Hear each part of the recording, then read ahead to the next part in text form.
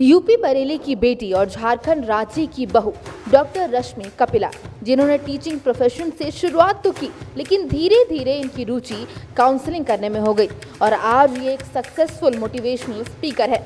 ये Britannica encyclopedia, जिसका नया नाम है इंडियानिका इंसाइक्लोपीडिया, और नेहरू युवा केंद्र संगठन से जुड़ी हुई हैं, जिनके द्वारा इन्हें रांची में और रांची के बाहर पूरे झारखंड में सेशन कराने का मौका मिला। और आज एज अ फ्रीलांसर इनकी कोई सीमा नहीं है, ये दिल्ली और यूपी में जाकर सेशन करा चुकी हैं। इनकी खुद की एक रजिस्टर्ड फर्म है जिनका नाम है स्कॉलस्टिक स्टडीज, जिसमें ये कम्युनिकेशन स्किल्स की ट्रेनिंग देती हैं। नमस्कार, मैं हूं शाहीन अली। जेके न्यूज़ नेटवर्क के सेगमेंट खास बातचीत में आप सभी का स्वागत है, जहां हम आपकी हमेशा रूबरू करवाते एक नई हस्ती के साथ। तो आज हमारे साथ मौजूद है यूपी बरेली की रहने वाली डॉक्टर रश्मि कपिला। पेशे से तो ये एक टीचर है, मगर स्कूल में इन्होंने काउंसलिंग करना शुरू किया और वहीं से इनका एक नया किरदार उभर कर सामने आया एज अ मोटिवेशनल स्पीकर के तौर पर। ये कई सारे स्कूलों में सेशंस भी करवा चुकी है। इंटरनेशनल एक्रेडिटिंग अथॉरिटी के तरफ से इनोवेटिव एजुकेटर इन झारखंड का अवार्ड भी मिला है और साथ ही साथ ये एक सोशल वर्कर भी है। ये फ्री ऑफ कॉस्ट बच्चों को सेशंस भी देती है कैरेक्टर बिल्डिंग और मोरालिटी के ऊपर में। तो आइए अब बातचीत करते हैं। तो सबसे पहले तो मैम, आपको हमारे चैनल की तरफ से बहुत बहुत स्वागत है। थैंक यू और सभी दर्शकों को नमस्कार। चलिए तो शुरुआत करते हैं। तो आप बताइए सबसे पहले, आपका जन्म कब हुआ और आप कहाँ की रहने वाली हैं और आपने अपनी पढ़ाई लिखाई कहाँ से पूरी की? मैं बरेली से बिलोंग करती हूँ और वहीं से मेरी एजुकेशन हुई। मैंने 10th किया, 12th किया, ग्रेजुएशन की। इंग्लिश में, लिटरेचर में बहुत शौक़ था तो MA की, उसके बाद PhD की और उसके बाद शादी हो गई तो मेरी लिविंग प्लेस चेंज हो गई। आई केम टू रांची। अच्छा, तो अभी आप रांची में रह रही है। तो कितने साल से आप अभी रांची में हैं? 33 इयर्स हो गए मुझे यहाँ पर। अब तो लगता है कि यहीं को बिलोंग करते हैं।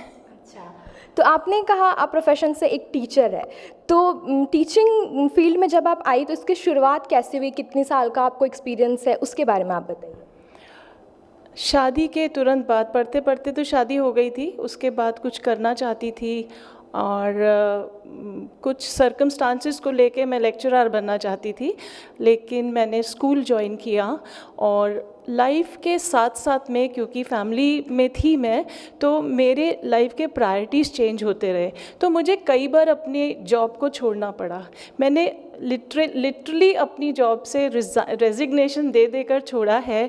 बहुत अच्छे अच्छे अपॉर्चुनिटी छोड़े हैं और फिर मैं पकड़ती थी, फिर फैमिली के कुछ प्रायोरिटी चेंज होते थे। बट मुझे इसका कोई ग्रज नहीं है, क्योंकि जब घर में आपके फैमिली बढ़ती है, बच्चे होते हैं, तो उनको आपका टाइम चाहिए होता है। तो मैं बिल्कुल भी अफसोस नहीं है कि मैंने अपनी लाइफ के 15 साल बच्चों के लिए छोड़े हैं। अच्छा, तो फैमिली के लिए आपने काफ़ी सेक्रीफाइसेस करा, लेकिन इसका आपको कुछ गिल्ट नहीं है किसी भी तरह का? अच्छा, ठीक है। तो आप ये बताइए, आप एक मोटिवेशनल स्पीकर भी है जैसा आपने बताया, तो टीचिंग प्रोफेशन से मोटिवेशनल स्पीकर, मतलब टीचिंग लाइन से एक रिसोर्स पर्सन में आपने एंट्री करा, तो इसकी शुरुआत कैसे हुई? इसका श्रेय मैं अपने स्कूल को, अपने मैनेजमेंट को, हमारे डायरेक्टर सर को देती हूँ।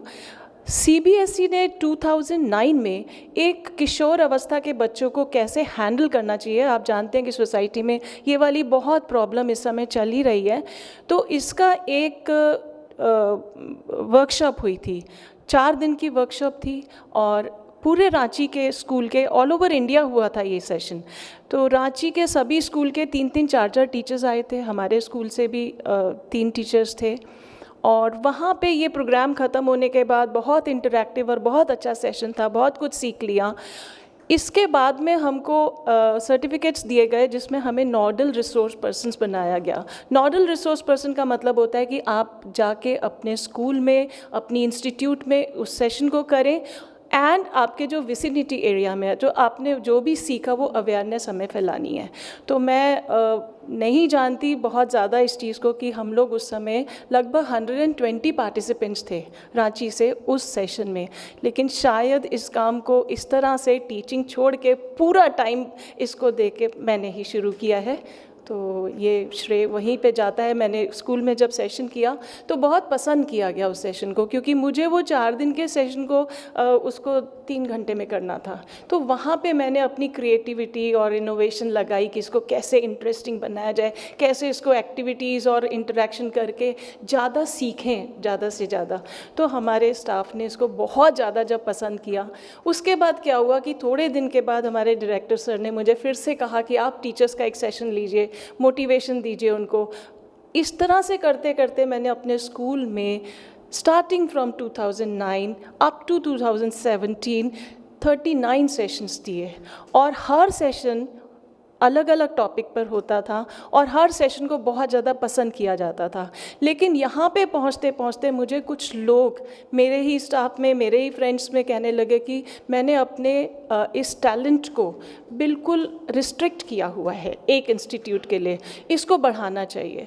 तो मैंने फिर बाहर काम मांगना शुरू किया, जो मुझे सोसाइटी का मैं देख रही थी कि रिस्पॉन्स बहुत ही अच्छा मिल रहा था। मैं जहाँ जाती थी काम मांगने के लिए मुझे काम मिल जाता था, लेकिन मुझे टीचिंग और एज अ स्पीकर काम करने में ना टाइम क्लैशिंग होती थी, बहुत परेशानी होती थी। क्योंकि अगर हम किसी एजुकेशनल इंस्टीट्यूट में जा रहे हैं तो मुझे फ़र्स्ट हाफ में वहाँ सेशन देना है, अगर मुझे स्टूडेंट्स को एड्रेस करना है, जिसका मतलब है मुझे अपने स्कूल से छुट्टी लेनी पड़ती थी। तो इस तरह की प्रैक्टिकल प्रॉब्लम्स आ रही थी। इस काम को बढ़ाने के लिए अब कॉन्टैक्ट करने बहुत ज़रूरी थे, क्योंकि मैं नई थी तो मुझे लोगों को अप्रोच करना था। तो मैं फ़र्स्ट हाफ में अपना स्कूल की ड्यूटीज़ पूरी करके सेकंड हाफ में मैं पूरा राउंड पे निकल जाती थी। बहुत जगह फिर कॉरपोरेट में पूरा दिन शाम तक लोग मिल जाते हैं अगर आपको ऑफिशियल से मिलना है, लेकिन आपको एजुकेशनल इंस्टीट्यूट्स में लोग नहीं। और मेरी पकड़ एजुकेशन में ज़्यादा थी क्योंकि मैं इसी फील्ड में रही हूँ। तो ये मुझे परेशानी आ रही थी, बहुत मुश्किल था ये डिसीजन लेना। लेकिन इसमें मुझे मेरे बच्चों ने बहुत सपोर्ट किया। उन्होंने कहा नहीं मम्मी, तुम्हारे अंदर टैलेंट है, तुम करो इस चीज़ को, तुम छोड़ो। मैंने अपनी मैनेजमेंट के साथ में एकदम अंडरस्टैंडिंग बनाते हुए, उनको बताते हुए कि मैं इससे बढ़ के काम करना चाहती हूँ, और 2017 में मैंने वहाँ से रिज़ाइन किया जहाँ मैं टीचिंग कर रही थी, और उसके बाद मैं फुल टाइम होल हार्टेडली इस काम में लग गई। ओके, तो ये बात बहुत अच्छी थी कि आपके मतलब स्कूल में सबने आपको बहुत सपोर्ट करा, सोसाइटी ने भी। मतलब आपने जब इस चीज़ की शुरुआत की तो आपको नेगेटिविटी नहीं था, सब लोग बहुत सपोर्ट कर रहे थे। तो आपको कैसा लगा उस टाइम पे, कैसा फील हुआ? एक्चुअली मुझे ऐसे लग रहा था कि मेरे अंदर का सच में एक दबा हुआ कुछ टैलेंट था जो निकल रहा था। मुझे करके भी बहुत मज़ा आता था। और फिर जब आप ऑडियंस से जब आप बात करते हैं, उसके बाद आपको उनका जो पॉजिटिव रिस्पांस आपके सेशन के बाद में आपको पता चल जाता है। अगर उन्हें नहीं अच्छा लगा सेशन, तो ड्यूरिंग सेशन भी कुछ लोग यॉन कर रहे होंगे, कुछ लोग एकदम धीरे बॉडी लैंग्वेज उनकी पता लग जाती है। लेकिन मेरे सेशन में इसमें मैं गुरूर करके नहीं बोल रही हूँ, कुछ कृपा होगी, लेकिन सभी मेरे पार्टिसिपेंट्स बहुत एक्टिव होते थे। और सेशन अगर मेरा 3 घंटे का हो गया, 3.5 घंटे का हो गया, उसके बाद ऊपर से 2-2.5 घंटे मुझे लग जाते थे उनकी पर्सनल प्रॉब्लम्स को सुन के और उनको सॉल्व करने या सॉल्यूशन ढूंढने की कोशिश में। तो ये एक बहुत अच्छी बात थी जिससे मुझे लगा कि हाँ, ये निकल रहा है। और बहुत एंजॉय करती हूँ अपना काम। नई नई जगह पर जाती हूँ, कॉरपोरेट में भी जाती हूँ, कॉलेजेस में भी जाती हूँ। और जब मैंने ये काम शुरू किया तो मुझे ब्रिटानिका इंसाइक्लोपीडिया, जिनको आज इंडियानिका इंसाइक्लोपीडिया कहते हैं, उन्होंने अप्रोच किया कि मैडम हमें आप ज्वाइन कर लीजिए, हम पूरे झारखंड में आपके सेशंस कराना चाहते हैं।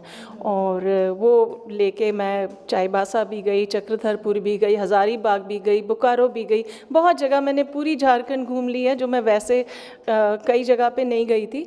और मेरे थ्रू उन लोगों को भी बहुत एडवांटेज हुआ। मैं और वहाँ भी मैं जहाँ जाती थी तो वहाँ के वो जो मैनेजमेंट होते थे, जो मेरे सेशन में बैठते थे, तो वो हमारे जो एरिया मैनेजर हैं उनको फ़ोन करके बोलते थे कि हमें सेशन चाहिए टीचर्स के लिए या स्टूडेंट्स के लिए या पेरेंटिंग पे, तो हमें रिसोर्स पर्सन डॉक्टर रश्मि कपिला ही चाहिए। तो इस तरह की चीज़ मिलने से मेरा अंदर का एक हौसला और बढ़ता चला गया। चलिए, तो आप हमें थोड़ा सा, जो आप सेशंस कराती आई हैं अभी तक, मतलब उस सेशंस में आप क्या क्या कराती हैं उसके बारे में थोड़ा डिटेल में बताइए। सेशंस कराती हूँ, एक तो बच्चों की मोटिवेशन करती हूँ, बच्चे मतलब टीनेजर्स की, और टीचर्स का मैंने बहुत किया है, और पेरेंटिंग पे मैंने बहुत सेशंस लिए हैं, और बिल्कुल अलग अलग टीनेजर्स के बच्चे जिनके बच्चे हैं उन पेरेंट्स का एक अलग ग्रुप ले लेते हैं, छोटे बच्चों के पेरेंट्स को कुछ अलग से बातें हमें डिस्कस करनी होती हैं। और मैं सेशंस हमेशा लेक्चर टाइप से नहीं करती हूँ। अगर मेरे कोई श्रोता लोग सुन रहे होंगे जिन्होंने मेरे सेशंस अटेंड किए हैं, वो इस चीज़ को बिल्कुल इसको हामी देंगे कि मैं interaction and activity based sessions कराती हूँ, क्योंकि लेक्चरिंग जो होती है ना, वो बहुत ज़्यादा अंदर जाना थोड़ा मुश्किल हो जाती है। जब पार्टिसिपेंट्स खुद पार्टिसिपेट करते हैं, मैं एक्टिविटी कराती हूँ, और एक्टिविटी हमेशा मैं एक थीम लेकर करती हूँ। थीम होता है जो मुझे समझाना है, उससे रिलेटेड मैं, अगर मैंने कहना है कि बच्चों को आजकल बहुत ज़्यादा आप लोग प्रेशराइज ना करें, तो मैं पूरे ऑडियंस को एक एक बैलून बांट देती हूँ और कहती हूँ फुलाइए, जितना दम लगा सकते हैं फुलाइए। और जब हॉल में ठा ठा ठा करके सारे बैलून फटने लगते हैं तो ऑडियंस इतने खुश होते हैं, एक तो उनका बचपन जैसे आ गया। तब मैं उनको समझाती हूँ कि देखिए, जैसे इसको आप पूरा प्रेशर देके फुला रहे हैं तो ये फट जा रहा है, अगर इसे कम फुलाएंगे तो इसको आप कोई भी शेप दे सकते हैं, आप इसकी गुड़िया भी बना सकते हैं, इसकी चींटी भी बना सकते हैं। तो ये फ़र्क होता है, बच्चे को थोड़ी सी स्पेस हमें देनी चाहिए। तो इस तरह से मैं बहुत इमेजिन कर करके एक्टिविटीज़ बनाती हूँ, और कहीं से मैं कॉपी नहीं करती हूँ, बिल्कुल मैं सोचती हूँ, बहुत सोचती हूँ। अभी हम एक वेबिनार करने जा रहे हैं 16 को, पेरेंटिंग के ऊपर है, टीनेजर्स के पेरेंट्स के लिए है। अब सोच रही हूँ कि उसमें एक्टिविटीज़ सेशन तो मेरा रेडी है, मॉड्यूल इज़ कम्प्लीटली रेडी, लेकिन मैं अब ऑनलाइन वर्चुअली उनसे क्या क्या एक्टिविटीज़ कराऊंगी, जिससे कि जो स्क्रीन पे बैठे हैं सीखे भी और उनको मज़ा भी आए। तो उसमें मुझे भी मज़ा आता है, उनको भी मज़ा आता है, लर्निंग भी हो जाती है। ओके, तो आपका सेशंस ऐसा सुनकर लग रहा है कि काफ़ी इंटरेस्टिंग और थोड़ा कुछ हटके है। तो आप कैसे प्रिपेयर करती है कि सेशंस आपका बहुत इंटरेस्टिंग हो, लोग उसे एंजॉय करो, क्योंकि ये वन वे नहीं, टू वे है कि लोग, ऑडियंस भी मतलब इंटरैक्ट करते हैं। तो आप मतलब उसको अलग बनाने के लिए क्या करती हैं? अलग बनाने के लिए एक बात यहाँ पे आपसे शेयर करूँगी, किसी की बुराई बिल्कुल नहीं करना चाहती हूँ, लेकिन जो रिसोर्स पर्सन्स होते हैं, जो डायरेक्ट सिर्फ इस प्रोफेशन में आए होते हैं, उन्होंने क्लासरूम नहीं देखा होता है, वो बहुत अच्छी अच्छी बातें सिखाते हैं। शायद मेरे को उतनी नॉलेज ना हो जो वो लोग इतना सुंदर सुंदर बोलते हैं। मैं उनके यूट्यूब में देखती भी हूँ कभी कभी, तो बहुत अप्रिशिएट करती हूँ। बट मेरी बात ये हुई कि I was my self a teacher, और मैं सीनियर सेकेंडरी क्लासेस को पढ़ाती रही हूँ, और मैं टीनेजर्स के साथ में रही हूँ। तो क्लासरूम की प्रॉब्लम्स, टीचर्स की प्रॉब्लम्स, टीचर्स की स्टूडेंट्स के साथ में प्रॉब्लम्स, स्टूडेंट्स की आपस में प्रॉब्लम्स, उनकी एकेडमिक्स को लेके प्रॉब्लम्स, मैनेजमेंट के साथ में, ये सारी चीज़ें मैंने बहुत साल तक, मेरा 21 ईयर्स का टीचिंग एक्सपीरियंस है, जिसको कि मैंने इतने साल में इतना कुछ देख लिया, और बहुत सारी प्रॉब्लम्स हमने उसको वहाँ पे सॉल्व भी की हैं। और ये मैं कहना चाहूँगी कि इट्स नॉट ओनली मी, ये मैं ही नहीं हूँ, जितने भी टीचर्स हैं वो लोग इतने सारे केसेस सॉल्व कर देते हैं, इतनी प्रॉब्लम्स आती हैं, तो वो मैं ना, I was into that thing, तो उससे मुझे बहुत एडवांटेज हुआ। जो मैं स्टडी करती हूँ, जो मैं समझना चाहती हूँ, साइकोलॉजिकली भी मेरे को बहुत कुछ समझना और उसको कैसे हैंडल करना है वो जानना पड़ता है, लेकिन मेरी ना उसमें पकड़ इसीलिए है क्योंकि इन टीनेजर्स की तो एकदम हर रोज़ प्रॉब्लम्स हम सॉल्व करते थे। आज भी ऐसे ऐसे बच्चे हैं जो कितने साल हो गए, 12 साल हो गए, 15 साल हो गए, उसके पहले पढ़ाया था, लेकिन वो हमारे कॉन्टैक्ट में है क्योंकि तब उनकी कोई बहुत ऐसी प्रॉब्लम थी जिसको हम सॉल्व कर पाए हैं। सभी टीचर्स करते हैं, हम इस चीज़ के लिए तो बोलेंगे कि ये एक ऐसी सेवा है जिसको मतलब इसका कोई रिमानरेशन हो ही नहीं सकता है, तो वो सभी लोग कर रहे हैं। तो मेरी इसमें पकड़ थी इस चीज़ की। इसके साथ में मेरी पकड़ थी कम्युनिकेशन पे, मैं लिटरेचर की को बिलोंग करती हूँ, तो ये 2-3 चीज़ें मिल के जो हो गया वो मेरे को। और कुछ एक चीज़ जो मैं अपने हर सेशन में सबको कहती हूँ, what ever you do, do it with your heart. दिल से काम करेंगे, काम अच्छा होगा। चलिए तो बात करते हैं अब आपकी फैमिली के बारे में। तो जब आपने टीचिंग प्रोफेशन से मोटिवेशनल स्पीकर के फील्ड में कदम रखा तो इस फैसले पर फैमिली ने आपको कितना सपोर्ट किया? पूरा सपोर्ट था। थोड़ा सा मेरे हस्बैंड का कहना था कि थोड़ी एज हो गई है, तबीयत ठीक नहीं रहती है, तो तुम सोच समझ के डिसीजन लो, जो करोगी हम साथ में तो हैं। लेकिन बच्चे, आपको पता है यूथ बहुत लाइवली होती है और उनके आइडियाज़ बहुत सारे होते हैं। और बिल्कुल बिना शर्म के बड़ी ऑनेस्टली बताना चाहूँगी कि मैं जितने सेशंस लेती हूँ मेरे बच्चों का उसमें बहुत योगदान होता है। मेरी पीपीटी बनाना, यंग बच्चे तुम्हारी इस बात को पसंद करेंगे, यंग बच्चे मम्मी तुम्हारी इस बात को पसंद नहीं करेंगे, मुझे वहाँ से बहुत फीडबैक मिलता है। तो बच्चों ने तो एकदम मुझे बहुत पुश किया। बड़ी बेटी मेरी उस समय दिल्ली में थी तो मुझे लगभग रोज़ फ़ोन आता था और मेरी काउंसलिंग होती थी 1-1 घंटे की कि तुम रेजिग्नेशन दे दो, क्योंकि एक जगह आपका बंधा हुआ है और आप वहाँ जम चुके हैं, आप बहुत अच्छी तरह से अपना काम कर रहे हैं। तो रिज़ाइन करने में थोड़ा सोचना, एक वो थोड़ा डिलेमा था मुझे लगभग 1 साल तक। और छोटी वाली भी बहुत मुझे हमेशा बोलती थी कि तुम एकदम कर सकती हो मम्मी, तुम कितना कर सकती हो, तुम इसको रिस्ट्रिक्ट मत करो, निकलो तुम। तो फैमिली बहुत सपोर्ट की है, इसीलिए कर पाई हूँ। आज भी मुझे इतनी ट्रैवलिंग करनी पड़ती है अपने काम के लिए, मेरी फैमिली की तरफ से मुझे कोई रुकावट नहीं है। तो फैमिली, आपकी खुद की अपनी फैमिली भी है, आप स्पीकर भी है साथ में और टीचिंग प्रोफेशन भी, तो ये तीनों चीज़ आप साथ में कैसे मैनेज कर लेती हैं? जब टीचिंग में थी तब तो टाइम थोड़ा कम हो जाता था, लेकिन बच्चे हमारे बहुत समझदार हैं क्योंकि वो एक वर्किंग मदर के साथ में ही उनका ब्रिंगअप हुआ है। और हम कोशिश करते थे कि ठीक है, अगर 4 दिन बहुत ज़्यादा बिजी रह गए तो एक दिन हम लोग चलो लॉन्ग ड्राइव पे चले जाएंगे वहाँ पे, तो वो कंपेंसेट हम टाइम जो नहीं दिया उसको टाइम से ही करते थे। ऐसा नहीं किया कि टाइम नहीं दे पाए तो चलो आज चॉकलेट और गिफ्ट दे दी, क्योंकि पेरेंट्स का जो टाइम होता है कोई भी गिफ्ट उसको सब्स्टिट्यूट नहीं कर सकती। तो इस चीज़ को हमने समझ के रखा, क्योंकि हम लोग इसको पूरी तरह से समझते थे तो बच्चे भी उसको रेसिप्रोकेट एकदम करते थे। तो कभी मेरे को काम है बहुत ज़्यादा, मेरा करेक्शन वर्क है, आज बेटा ये है, आज वो है, तो वो लोग घर का काम ले लेते थे अपने सर पे कि मम्मी तुम कर लो एकदम। तो मुझे हर चीज़ में फैमिली का सपोर्ट रहा, इसीलिए हम मैनेज कर पाए। अकेले कुछ नहीं होता है थोड़ी ज़्यादा डिफ़िकल्टी होती है फिर। तो चूँकि आपने कहा कि एक जनरेशन गैप की वजह से पेरेंट्स और बच्चों के बीच में कम्युनिकेशन गैप आ जाती है, जिसकी वजह से क्या होता है कि बच्चे अपने फ्रेंड्स से शेयर करते हैं, पेरेंट्स से शेयर नहीं करते। तो आप उस पर काम करें, आपके सेशन से काफ़ी फ़ायदा भी हो रहा है। तो चलिए अब हम बात करते हैं कि आपने अपने जीवन में क्या संघर्ष किया, क्या कठिनाइयाँ आई आपको स्टार्टिंग से अभी तक, क्या क्या आपने फेस करा, उसके बारे में बताइए। बहुत अच्छी तरफ आपने मोड़ दिया है इस पॉइंट को। ज़रूर बताना चाहूँगी कि हमारी सोसाइटी में जो है उठने के लिए सब जगह नहीं होता है, लेकिन बहुत ज़्यादा होता है, लड़कियों को बहुत सफ़र करना पड़ता है। So I was from a middle class family और मिडिल क्लास एजुकेटेड फैमिली। तो मेरे 2 बड़े ब्रदर्स हैं और मेरे फादर का एजुकेशन पे बहुत ज़्यादा ध्यान था कि मैंने अच्छी एजुकेशन देनी है अपने बच्चों को। And in those days convent education जो है वो एक एलीट क्लास की प्रिविलेज होती थी। उस समय मेरे फादर ने हम तीनों भाई बहनों को कॉन्वेंट स्कूल में एडमिट करवाया।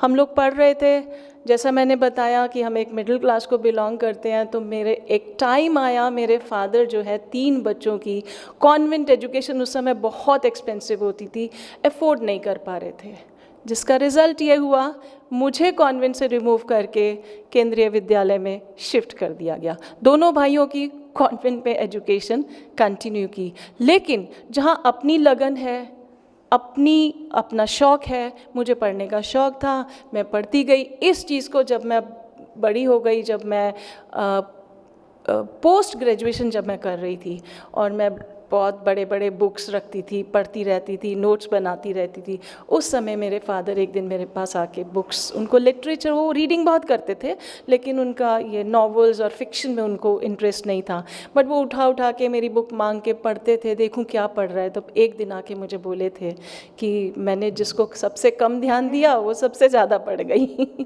चलिए, ये तो बहुत अच्छी बात है कि कॉन्वेंट स्कूल में आपने पढ़ाई नहीं की, लेकिन फिर भी आज आप एक बहुत सक्सेसफुल मोटिवेशनल स्पीकर, इस चीज़ पे आपके फैमिली मेम्बर्स को भी बहुत गर्व है। तो अब आप ये बताइए कि अभी के जो यूथ है, जो अगर इस फील्ड में अपना करियर देख रहे हैं, तो उन्हें आप क्या सलाह देना चाहेंगे? इस फील्ड में स्कोप तो बहुत सारा है, लेकिन साइकोलॉजी की स्टडी किए बिना इसको स्टार्ट ना करें। साइकोलॉजी आपको ज़रूरी है, कम्युनिकेशन अच्छा होना बहुत ज़रूरी है, तो इन चीज़ों के ऊपर काम करें। और दूसरा चीज़, मैंने ये म्यूनिसिपल से एक लाइसेंस भी लिया है, जिसमें कि मैं एकदम, मेरे को अथॉरिटी है, I can give the certificates also. मैं प्रोग्राम्स करवाती हूँ, जैसे मैं स्पीचेस करवाती हूँ। एंड मेरा मोटिव ये नहीं होता कि जगह जगह से बच्चों को बुला लिया और एक डिबेट करा दी, सर्टिफिकेट दे दिए, भेज दिए। मैं बहुत ही रिनाउंड और अच्छे जजेस को इनवाइट करती हूँ, और उसके बाद में मैं उनसे ये रिक्वेस्ट करती हूँ कि जब सब बच्चों की स्पीचेस, राइटिंग, जो कुछ भी हम एक्टिविटी कर रहे हैं, तो वो उसके बाद अपने स्पेशल टिप्स दें। बच्चों को एक ट्रेनिंग सॉर्ट होना चाहिए कि अच्छा स्पीकर बनना है तो क्या क्या करना है, अच्छी राइटिंग करनी है तो क्या क्या करना है, क्यों आप अच्छे या नहीं अच्छे हो जाते हैं उसी फील्ड में। तो वो मैं एक ट्रेनिंग मैं चाहती हूँ कि जो मुझे आता है वो मैं देकर जाऊँ, मतलब अपने साथ उसको ना ले जाऊं। तो मैंने वो भी लिया है। तो काम करें तो पहले उसके ऊपर इनपुट इतना ज़्यादा डालें कि आपसे कहीं पे गलती ना हो जाए। चलिए, तो आपने हमारे दर्शकों को काफ़ी जानकारी दी, और आपका बहुत बहुत शुक्रिया कि आप हमारे चैनल में आए और अपना कीमती समय दिए हमें। मुझे भी आपको बहुत थैंक्स करनी है, आपने बुलाया और मुझे ये मौका दिया कि मैं दर्शकों से अपने कुछ विचार शेयर कर पाई। तो और मुझे उम्मीद है कि दर्शकों को बातें ठीक लगी होंगी। Thank you. तो ये थी हमारे साथ जेके न्यूज़ नेटवर्क के सेगमेंट खास बातचीत में डॉक्टर रश्मि जी, जिन्होंने हमें बताया कि हमें अपने जीवन में कभी भी होप नहीं छोड़ना चाहिए और हमेशा एक पॉजिटिव सोच रखनी चाहिए और पॉजिटिव एनवायरनमेंट के साथ जीना चाहिए, और इन्होंने हमारे दर्शकों को भी काफ़ी प्रोत्साहित किया। तो इसी के साथ अब मुझे दीजिए इजाज़त, तब तक के लिए बने रहिए जेके न्यूज़ नेटवर्क के साथ, और हाँ, हमारे चैनल को लाइक, शेयर और सब्सक्राइब करना ना भूलें। धन्यवाद।